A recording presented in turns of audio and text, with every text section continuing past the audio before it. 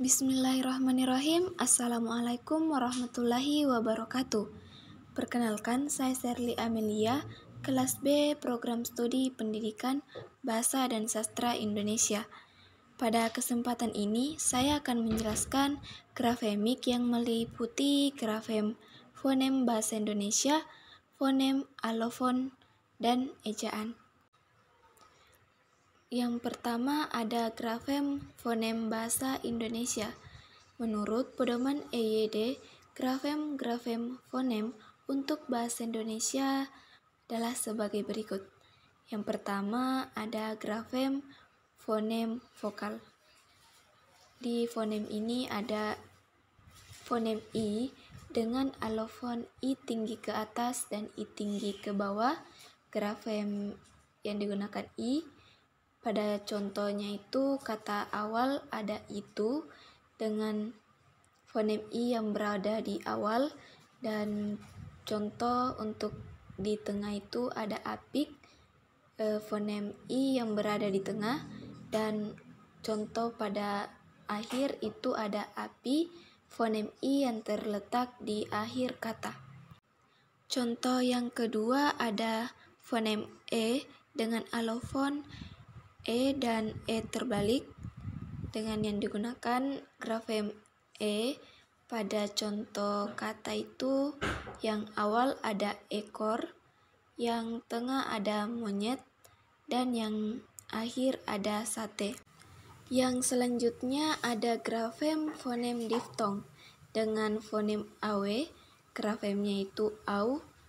Pada contohnya itu ada pada kata awal kata aula, dan di akhir itu ada pulau. Contoh kedua ada fonem aye, grafemnya ai, dan contoh pada akhir kata itu ada landai. Contoh yang ketiga ada fonem oye, grafemnya oi. Pada contoh pada kata akhir itu ada sekoi. Dan yang terakhir ada grafem fonem konsonan, yang fonemnya itu ada fonem B, alofon B, grafem B, dan contoh pada di awal kata ada baku, contoh yang berada di tengah kata ada rebut, dan contoh yang berada di akhir kata itu jawab. Contoh kedua ada fonem P dengan alofon P, grafem P, dan contoh di awal kata ada paku, contoh di tengah kata ada bapak, dan contoh di akhir kata ada sikap. Contoh yang ketiga ada fonem M dengan alofon M, grafemnya M, dan contoh di awal kata ada muka, di mana huruf M ini atau fonem M ini berada di depan atau di awal kata, dan contoh di tengah kata ada aman, di mana fonem M berada di tengah kata, dan contoh yang terakhir atau yang ada di akhir kata itu dalam, di mana fonem M berada di akhir kata. Selanjutnya ada grafem fonem, di mana yang pertama ada fonem E digunakan untuk melambangkan dua buah fonem, yaitu fonem vokal E dan vokal E. Yang kedua, fonem diftong awe atau au dilambangkan dengan gabungan fonem au yang dapat menduduki posisi awal dan akhir kata. Fonem diftong aye dilambangkan dengan gabungan grafem ai. Fonem diftong oye dilambangkan dengan gabungan grafem ai. Fonem diftong oye dilambangkan dengan gabungan grafem oi. Dan fonem eye dilambangkan dengan gabungan grafem ei. Yang ketiga ada grafem P. Selain digabungkan untuk melambangkan fonem P, juga dipakai untuk melambangkan fonem B sebagai koda dari sebuah silabel. Yang keempat ada grafem T. Selain digunakan untuk melambangkan fonem T, juga digunakan untuk melambangkan fonem D sebagai koda dari sebuah silabel.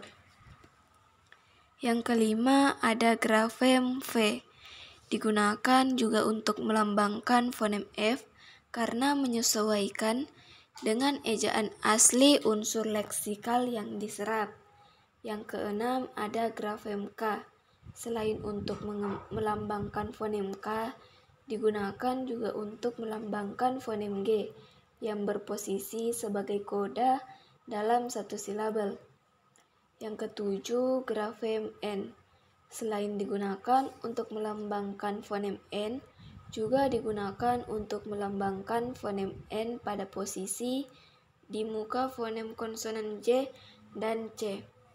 Yang kedelapan, gabungan grafem masih digunakan, yaitu gabungan grafem NG untuk melambangkan fonem NG, gabungan grafem NY untuk melambangkan fonem N, dan gabungan grafem KH untuk melambangkan fonem X.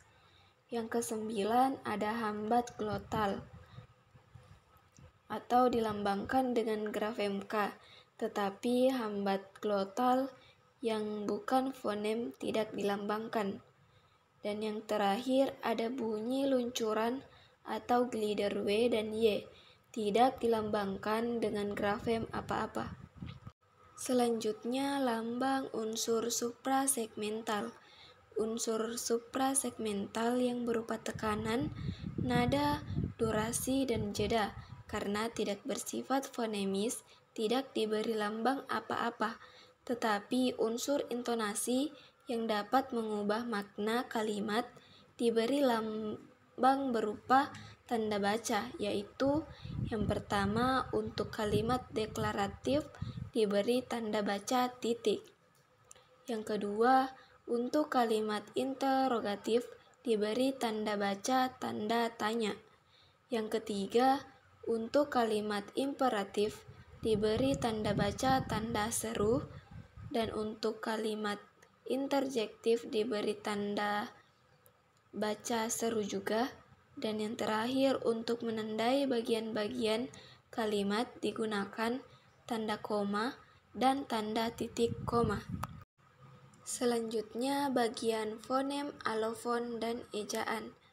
Huruf vokal dalam abjad Latin hanya ada 5 buah, padahal fonem vokal bahasa Indonesia ada 6 buah. Maka ada sebuah huruf, yaitu huruf E, yang digunakan untuk melambangkan dua huruf fonem, yaitu fonem E dan fonem E terbalik. Masalah lebih jauh, fonem E itu mempunyai dua buah alofon, yaitu alofon E dan alofon E, maka bisa dikatakan huruf E harus digunakan untuk melambangkan 3 buah alofon atau 3 buah bunyi. Misalnya pada kata kera, huruf E melambangkan bunyi E. Pada kata sate, huruf E melambangkan bunyi E. Pada kata monyet, huruf E melambangkan bunyi E. Masalah yang sama muncul dalam penggunaan huruf K, di mana huruf ini digunakan untuk melambangkan 3 bunyi, yaitu bunyi K, bunyi glotal, dan bunyi G. Pada awal silabel atau suku kata, huruf K selalu melambangkan bunyi K, seperti terdapat pada kata kamu, ikan, dan kakap. Namun pada akhir silabel sebagai koda bisa melambangkan ketiga bunyi itu. Pada kata botak melambangkan bunyi K, pada kata bapak melambangkan bunyi glotal, dan pada kata gubuk melambangkan bunyi G. Mereka yang tidak tahu bagaimana melafalkan huruf K yang dapat pada posisi koda sebuah silabel akan mengucapkan kata bapak sebagai bapak dan kata gubuk sebagai kata gubuk. Memang hingga saat ini lafal bahasa Indonesia yang baku belum pernah ditetapkan. Yang ada cuma konsensus bahwa lafal yang benar adalah lafal yang tidak menampakkan ciri-ciri lafal bahasa daerah. Bagi orang yang bahasa pertamanya bukan bahasa Indonesia, melainkan bahasa daerah, tentu sukar melepaskan diri dari pengaruh lafal bahasa daerahnya, kecuali dengan latihan yang intensif dan kemauan yang kuat. Huruf B yang menempati posisi pada koda sebuah silabel sering diganti orang dengan huruf P karena lafalnya memang berbunyi P. Misalnya pada kata sebab dan pada kata jawab sering ditulis atau dieja menjadi sebab dan jawab. Masalah yang sama terjadi pada huruf D yang berposisi sebagai koda pada sebuah silabel. Pada posisi itu, huruf D sering diganti dengan huruf T karena lafalnya memang berbunyi T. Misalnya kata abad ditulis menjadi abad dan juga ahad ditulis menjadi ahad. Bunyi pelancar W dan Y meskipun dilafalkan tetapi tidak dituliskan. Jadi kata yang berbunyi dua dan dia ditulis menjadi dua dan dia.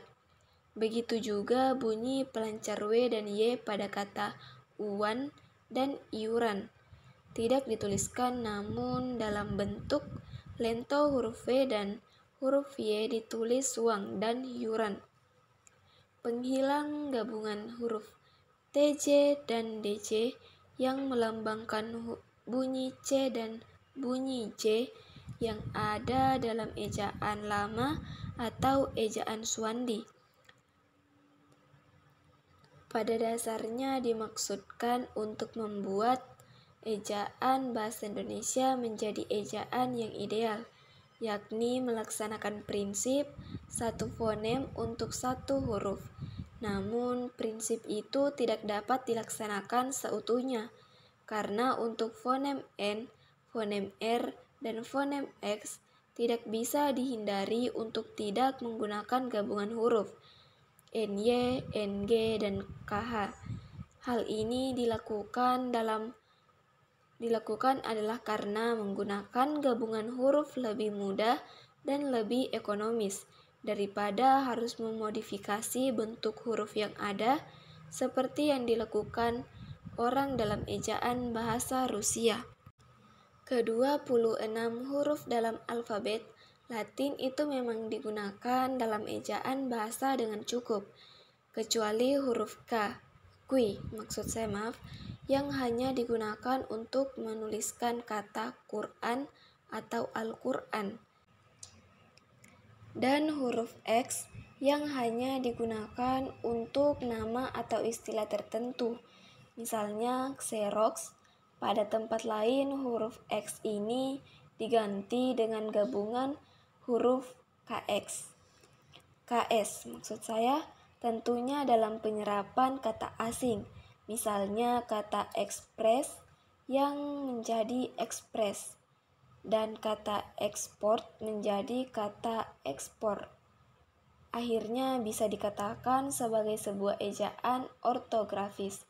EYD sudah jauh lebih baik bila dibandingkan dengan sistem ejaan bahasa Inggris.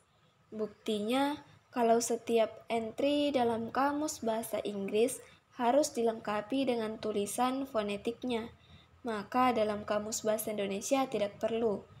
Satu-satunya tanda diakritik yang digunakan adalah untuk membedakan bunyi E terbalik dan bunyi E, di mana untuk bunyi E grafem E diberi tanda aksen dan jumlahnya pun tidak banyak. Baik, itu saja yang dapat saya sampaikan atau jelaskan. Semoga video ini bisa bermanfaat. Terima kasih. Wabillahi taufiq wal hidayah. Wassalamualaikum warahmatullahi wabarakatuh.